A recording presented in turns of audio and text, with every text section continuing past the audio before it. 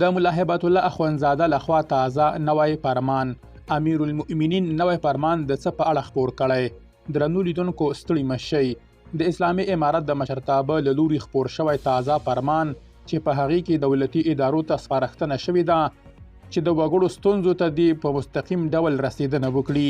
د ولسي وګړو او د اسلامي امارت پلویانو ترمنځ بیلابیل غبرګونونه یې راپورته کړي دي.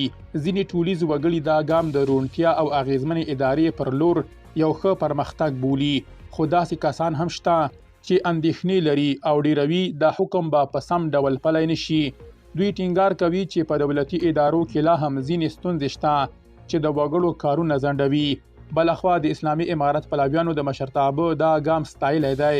په ځانګړې توګه د عدلیې وزارت هغه خبرپاڼه چې پکې راغلي ادارې به ژر او پر وخت د وګړو ستونزو ته رسیدنه کوي. د هغوی په باور دا ډول فرمانونه د واکمنۍ او ولس ترمنځ د اړیکو پیاوړي کولو لپاره اړین دي. په ټوله کې دا فرمان د وګړو ترمنځ د هیلو او ځینو اندېښنو چاپیریال رامنځته کړی دی. د اسلامي امارت مشرتابه ښاغلي امیر المؤمنین د یو تازه فرمان له مخې دولتي ادارو ته امر کړی چې د وګړو ستونزې دې په مستقیم ډول هواري کړي.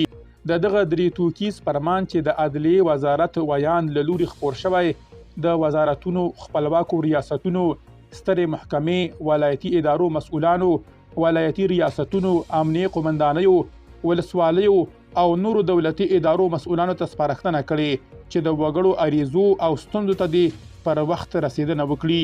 د دې فرمان له مخې که د ادارې مشر د ډیرو بوختیاو له کبله نشي کولی له وګړو سره وګوري، باید د دې کار د ترسره کېدو لپاره یو استازی وټاکي.